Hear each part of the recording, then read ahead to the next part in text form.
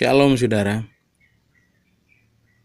Kita bisa belajar banyak dari hidup seorang Simon Petrus. Kalau kita baca Alkitab, Simon Petrus orang yang ada di lingkaran Tuhan. Ada 3 murid yang begitu dekat dengan Tuhan. Simon Petrus salah satunya. Dia orang yang begitu menyala-nyala, berapi-api, bersemangat, bergairah. Dia bahkan menjadi pemimpin dari para murid. Dia orang yang selalu ada di bagian terdepan. Waktu Tuhan bilang, saya akan mati di salib. Dan kamu akan meninggalkan saya. Dia bilang apa sama Tuhan? Semua orang bisa, saya enggak Tuhan. Bahkan kalau saya harus mati, saya akan tetap ikut Tuhan. Waktu peristiwa di Getsemani, dia begitu marah, dia ambil pedang dan dia potong telinga orang yang datang, salah satu orang yang datang. Tuhan marah sama dia. Orang ini begitu bersemangat sama Tuhan. Dia bilang, walaupun semua orang ninggalin Tuhan, walaupun semua orang kecewakan Tuhan, saya enggak. Tapi saudara tahu enggak? Waktu dia lihat dengan mata sendiri, Yesus dicambuk. Ujung cambuk ada kaitnya, ada pakunya. Dia meninggalkan Tuhan tuh. Ada seorang anak kecil datang bilang, kamu juga enggak murid dia? Dia bukan cuma nyangkal Tuhan, tapi dia kutuki Tuhan. Dengar baik-baik saudara. Masalah akan menunjukkan kualitas iman kita. Tekanan akan pasti menunjukkan bagaimana cintamu sama Tuhan. Ada begitu banyak orang yang menyala-nyala buat Tuhan, semangat buat Tuhan, gairah buat Tuhan. Dia habis-habisan buat Tuhan. Tapi ketika doanya belum dijawab, ketika apa yang dia mau dia belum dapat, banyak yang kutuki Tuhan, maki-maki Tuhan. Tuhan gak adil, Tuhan itu gak sayang sama saya, Tuhan gak peduli sama saya.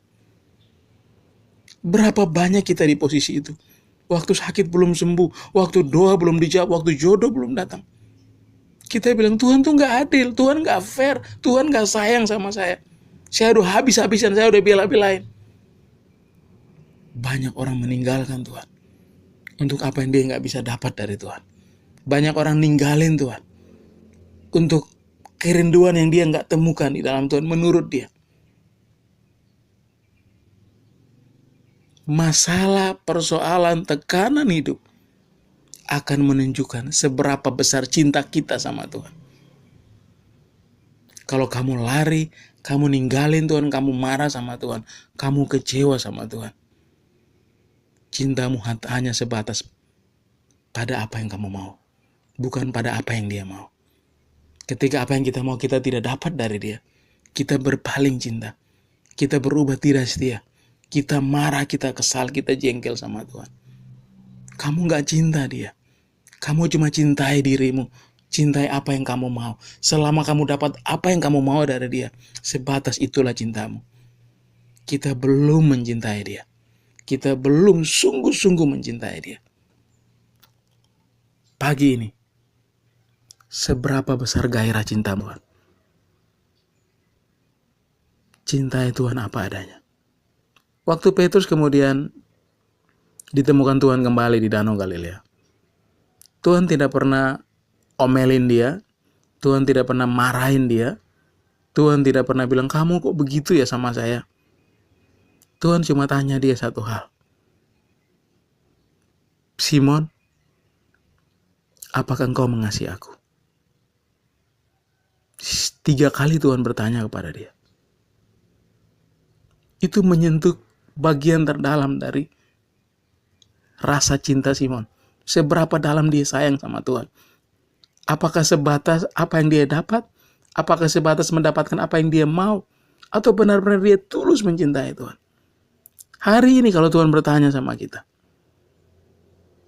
ketika ada masalah datang, ketika ada persoalan datang, ketika ada tekanan datang, kita mulai mempertanyakan kebaikan Tuhan. Kita mulai mempertanyakan cintanya Tuhan. Tuhan datang dan bicara yang sama buat kita. Apakah engkau mengasihi aku? Kalau kita mencintai Tuhan, maka cintai pribadinya apa adanya. Bukan karena apa yang kita mau dapat dari dia. Bukan karena mujizatnya, bukan karena pertolongannya, bukan karena jawaban doa. Tapi karena dia layak kita cintai. Karena dia sudah beri lebih banyak dari yang kita butuhkan. Dia sudah beri lebih banyak dari yang kita harapkan. Bahkan dia beli terbaik, lebih dari yang kita pikirkan. Cintai Tuhan. Karena dia mencintaimu apa adanya. Dia mencintaimu lebih dulu. Tuhan Yesus memberkati.